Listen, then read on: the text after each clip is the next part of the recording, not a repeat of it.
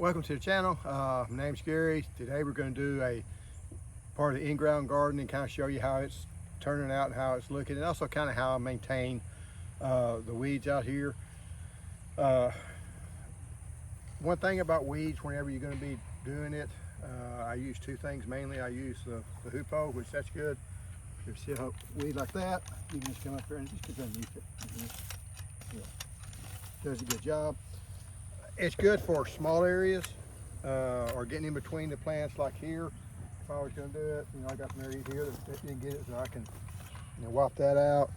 I got one here. I can work in there and get those out, get it closer to the bean seeds. Now these beans, I will admit, they don't look real good. I think they're low on nitrogen, which normally is not a problem. I do tend to have a problem though. I tend to under fertilize sometimes because especially on beans, because I'm afraid it's going to go too much the other way. The other big deal is on your hoopoe or your wheel hoe.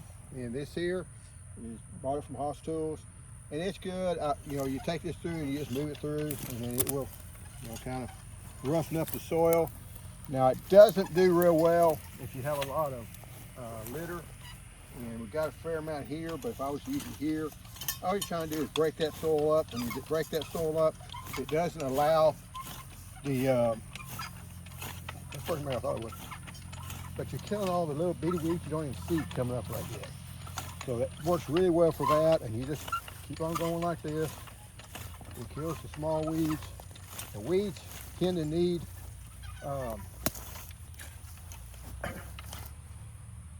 they need to have a nice flat to get good soil contact. They like that nice smooth soil. If you rough that soil up like this, they can't come up in it because they can't get the moisture content right. So really good idea. If you don't use one of these, you're gonna have to go back and maybe use one of those Mantis or one of those small tillers, cultivating tillers. I don't like those because they shatter the soil.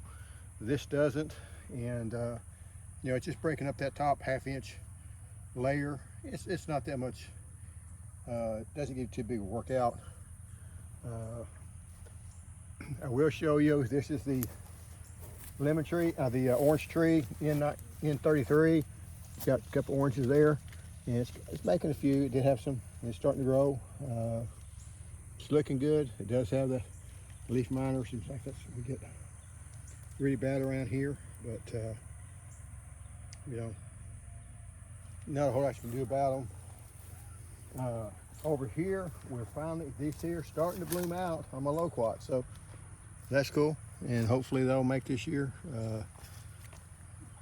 Bees hadn't found them yet. When they do, they're going to really like them, because this here even got more. And this is the gold nugget. That's one that usually the big box stores sell. It's not the best tasting, I don't think, but if it's all you got, it's all you got. I do like the Lowquat, the taste of Lowquat trees. A lot of the fruit trees you see that they all talk about, oh, they're great and it's wonderful. It's one of the few I actually liked. I've tried the Suriname cherry and some of the others that they promote. I think it's one of the things, if you grow up with them, I think it's great, but I didn't grow up with a lot of this stuff. So, and I grew up with the mulberries. It was the old mulberries that you got. They didn't have much flavor to them, and supposedly they've kind of selected some mulberries that taste better. I haven't gotten those yet. I do want to try one of Shangri-La and a couple of others. I just haven't gotten around to buying the plants yet. And that's, it's going to be a big tree, but, that's one fruit that I've not really delved into yet. And if y'all, I don't know if y'all have noticed on the channel, I delve into a lot of things, and I will kind of go off on tangents. Went on a tangent with figs one year, Lowquats another year, so I got several Lowquats. I went in with now one thing that has changed, if you'll notice, is the Jju trees are no longer with us. I made the decision, and I really thought it'd be a decision after I got jabbed by them, but really I sat back and thought, we're not liking the fruit. My wife doesn't like them, my son doesn't like them, I didn't particularly like them. It's kind of, it's a different taste. Some people think the world of them, and they think they're the greatest fruit, since peach. But I don't care for them. I know I was talking to her the other day. She didn't like peaches, even the fresh peaches off a tree. So everybody's different.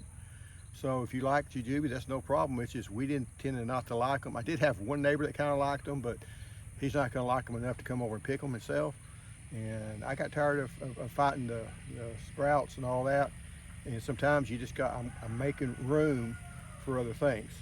And one of the things I did, I removed this here, had some old, an old peach tree in it that had died, the grass had died on it, and another peach tree that froze back, another citrus that froze back a couple of years ago.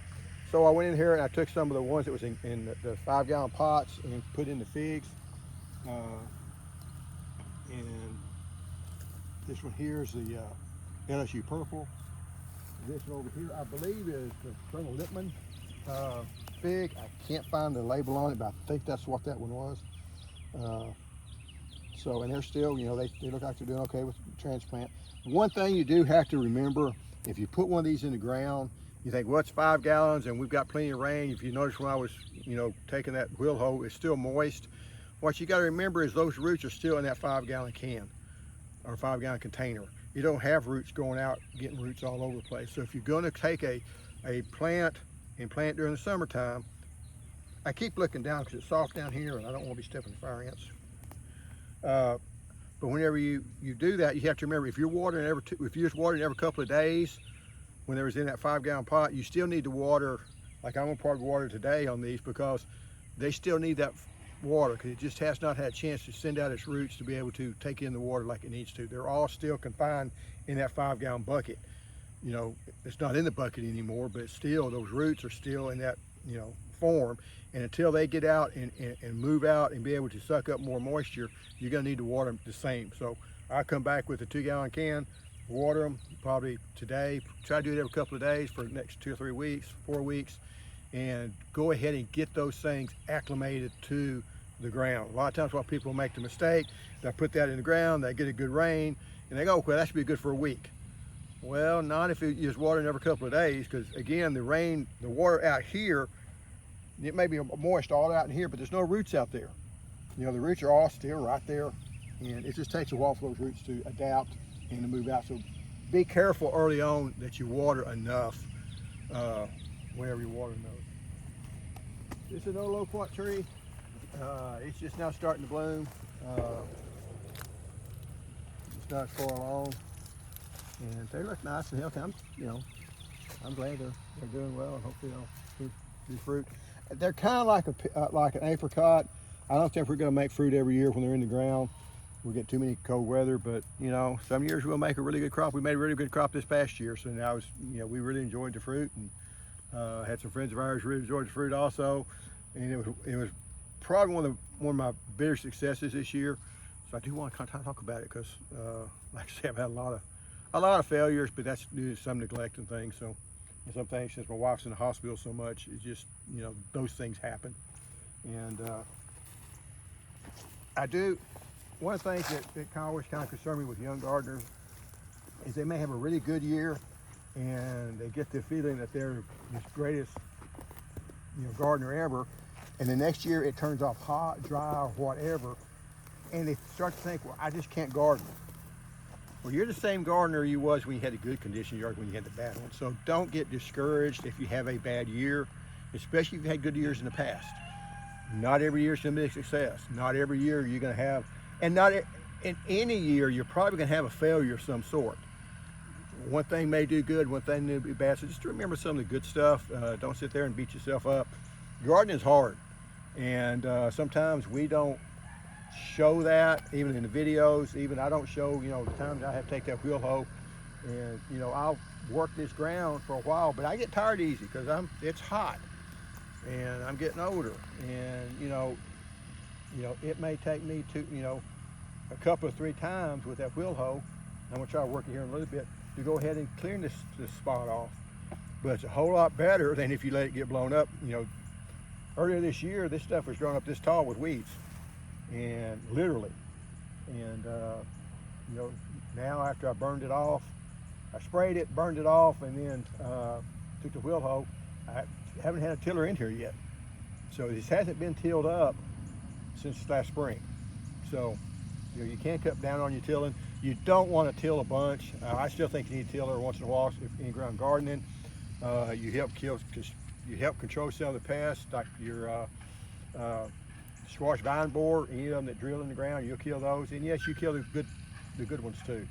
But you know, you kill your earthworms and stuff, but you got earthworms coming from the side. So you're gonna, you know, we're not plowing up a 20-acre spot. We're doing a small area. So if I'm just gonna have to till once a year and then use the wheel hoe, I still think we have good activity in our soil. We do want to try to keep stuff growing in our soil as much as we can. I am going to get ready to start planting some, I think the brassicas and stuff are going to go here, and maybe the carrots and some onions down here.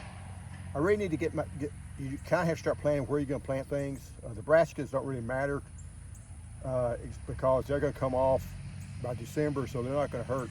But if I plant carrots here, if I plant onions, that's going to restrict what I can plant in the spring, because they're going to be taking that window of opportunity for, you know, that you plant most of the spring things. Here's some of the jujubes that fell off the tree when we cut it down, so they were making. Over here is going to be our watermelons that just came up volunteer, and it'll be interesting. I mean, it's going to be close, and I have noticed one or two really small ones. I don't know if they're fertilized yet or not. They're looking good and healthy. A little bit of yellow in there, but they're still looking nice. They seem to have a lot better fertility than what my beans did. And we'll see. If you come down here, I guess that's the other fig that I put in yesterday. And I guess I'll show you this, because on a fig tree, if I was planting a peach tree, this would be really, really bad, because here, this fig was planted deeper, because here's the soil line right here. So eventually, this part here is going to be under soil, all right?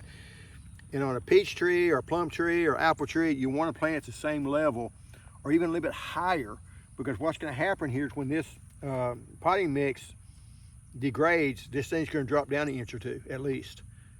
But with the fig, it doesn't matter. Figs, you can get by with it. So I don't mind that. I try to plant them a little bit deeper, because what I'm going to do is I'm going to take some mulch. There's some freaking fire ants again.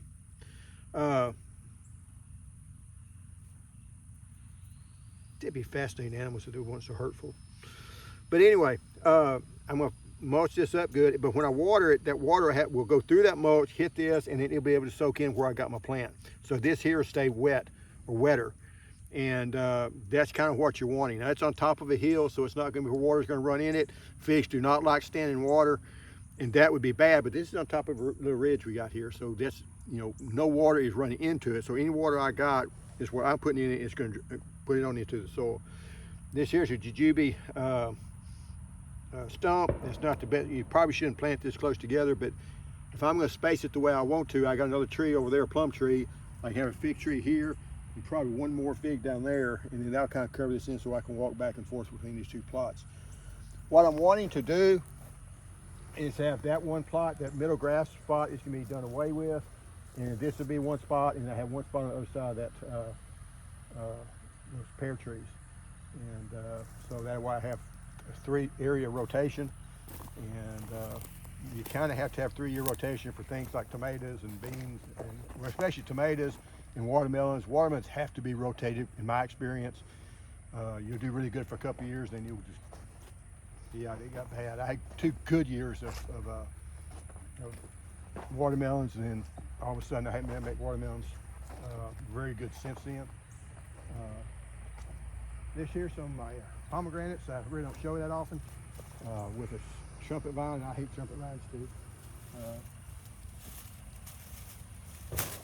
But they ended up choking out of trees if you ain't careful. I don't know why anybody would ever plant trumpet vine. I know when I was young and was living in West Texas, somebody planted a trumpet vine and it grew all over the fence and it was all up. And I talked to the old lady, elderly lady that lived next door. She's kind of a grumpy lady. And I asked her, I said, would you mind me taking the trumpet vine down? She says, no, man, I don't like it. Go for it. Because I can't get on her area too, and it was hanging on her side of the fence. So I've worked and I cut and I, you know, sprayed some brush killer on it and everything else trying to kill that thing. I did get it knocked back down, but then we moved about a couple years later, and we went back like a year or 2 later, and that trumpet vine had grown all the way back. So the next people decided it looked pretty, and the whole deal started all over again. So if I stayed there, we'd eventually got rid of it, but it's hard to get rid of. We're going down here. This is where I've been trying to clean things up a little bit. Here's what they call the beauty berry. And you got these little berries on it. And it's one of these things, and some of them are starting to fall off. We thought about maybe trying to make jelly or something on it. They aren't edible. They're not going to hurt you, but basically they don't have a taste to them. Some people say you can make jelly out of them, but I got a feeling if they have no taste on them that you're just eating, you know, sugar stuff. So I actually tried to kill this at one time and kind of gave up on it, but they're all pretty. And they're not really that invasive or anything, so you know that's doing all right. I never really talked about it much because it was a native. It came up here on its own, and I kind of let it go the last couple of years. I tried 2 years ago to kill it, and the last couple of years I just left it alone, so got tired of fighting it. This here is a great vineyard that I need to go in here and put the trellis back up. It really wasn't ever, I never got, about the time I was going to try to work on this, I lost the pickup, so I don't have some good, I wanted to put some good posts on each end and make up the trellis, but didn't get that done. And grapevines can be pretty invasive because they're starting to take over, coming over from here. But if y'all seen the Inground Citrus that I was growing, this here's Miho. This thing was about this tall this spring, and it's really growed well. I did put a lot of fertilizer on it to get it going, to get the size on it. This here's Mr. Mac, and it's bigger. It didn't have as much explosive growth as this one has. Again, it does have some fruit on it. Y'all can see me dance if I step on a snake. It's got some pretty good, nice size fruits. We really like to, that's got a lot of fruit on it right there. So, it's doing well. And I will say, if you can grow your citrus in the ground, grow them in the ground is much easier. They're much more productive. The problem is, when you get those cold weathers, it wipes them all out.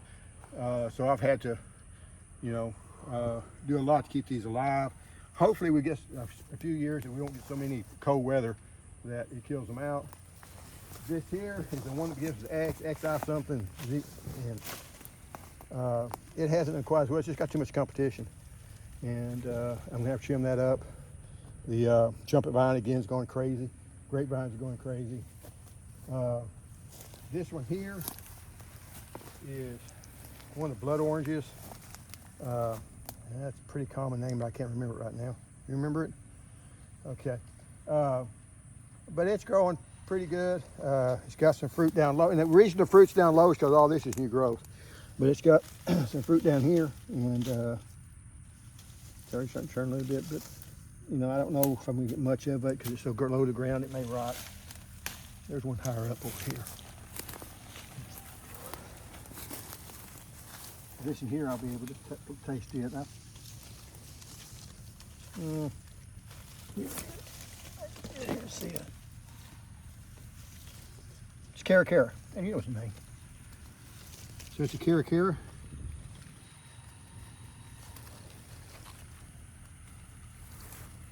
Set this back on here. Actually, that was a different name, but labeling is very important in the garden. Move on through here. I just name it, but one of these one of the grapevine is one that's really vigorous. So when it's really vigorous, it means it kind of takes things over. Over there is a Jju Tree, and see, it's got a lot of fruit on it. It's weighted down with fruit. It should do really well. I may have enough fruit. My dentist even get some more fruit. I give him a hard time. One year they made really good when we had the Christmas freeze, and we had more than what we could deal with. We was giving to all the neighbors, giving to people in church, and I actually gave some to my dentist, and he asked, well, you give it just about everybody? And I laughed at him. I said, well, you realize how low the dentist are on the pole to get free stuff? I said, you're on it. So he laughed. He's from West Texas. We get along. I have learned you really don't want to insult people that's got sharp objects that deal with your body, but he's okay. I one time smarted off to a dentist tech, and I just walked in, and she said, "How do you feel?" "Well, I feel great now, but I always feel great before I go see the dentist." And she laughed, said, "Well, yeah, I guess I know what you mean." Said, "I had to go to do chemotherapy yesterday, and it always makes you feel bad the next day." The hardest, most painful teeth cleaning I ever had done, and I couldn't complain about it because she just had chemo. She could be dying. She don't care. But anyway, I do go to a different dentist now. But I learned, if you're gonna smart off, you smart off after they've done the procedure, not before. Here is a Gulf Beauty, no, Gulf Rose. This is a Gulf Rose peach. I have a plum tree, really good tasting plum tree. If I can ever get the dudes to make, it made good this year, but the ground rot wiped it out too, along with all my other stone fruit. I'm gonna do some massive pruning on this thing, so hopefully you have to have on the Gulf Rose 2 different of the Gulf series, and I got Gulf Beauty and the Gulf Rose so they can cross-pollinate. If you don't have, now the Gulf Beauty will produce some without pollination, without another Gulf Rose, without another Gulf series. But your Gulf Rose won't produce any, so you have to have 2. And that's about all I'm going to show on this deal today. I will probably, this is going to be I've got some nut grass growing up in here I need to take out. This is probably where I'm going to be putting my onions this year. The reason you see this chicken wire is because I had a chicken that decided he was going to get in my garden, so I had to put this up, and he's no longer with us today. They're dearly departed, and I'm not going to say why they died, but they basically it was lead poison. But and they got all these acres to go to. Now, I got one chicken that's gone crazy too, and she just went down the road about a quarter mile, half mile down the road. She's still alive, but something's going to end up getting her. And you never get any eggs from those chickens. Be careful with banty chickens. They love to hide their nests. They'll get some little chicks. They'll run all over the place, and they raise these little chickens. Half of them's going to be roosters, if not more than half. And the rooster's not going to produce any eggs. Then you got to do something with the roosters, and they're not that great to eat, believe me. And then you're going, well, I never get any eggs off of them. Because if she does have any eggs, she goes hides the nest. So she's not really, she's just mooching off of me. Now, she's not causing any problems. And she did get in the garden once or twice, and I chased her out. She quit getting in here. So she did take the hint. Now, there was one rooster I did shoot the first time he got in here. I put out some fertilizer, and he got in the middle, right in the middle where I showed on the wheel hoe, where the watermelons were growing, and he got up there and started crowing, trying to bring all the chickens in. So this ain't gonna happen. And I know people that live in town probably don't understand that, but some things you just can't allow, because the rooster's not worth much money or much time. And I've got too many roosters, and if you get too many roosters, they start bunging up the hens and hurting the hens.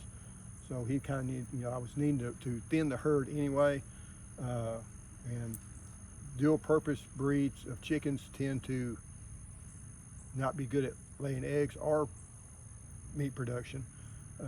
So I wish I'd done a different variety of chickens, but anyway, that's kind of I like a variety of chickens, but now that I got them, I see it'd been nice I had more egg laying chickens. Here is where I'm going to be planting. This was the old blackberry vines. I did spray the blackberry vines to kill them out. It got crazy with weeds and everything else. And this is a word of caution. If you're going to be putting in blackberry vines, make sure you get on both sides of them. And so I put the row here, and then I put the fence to kind of keep.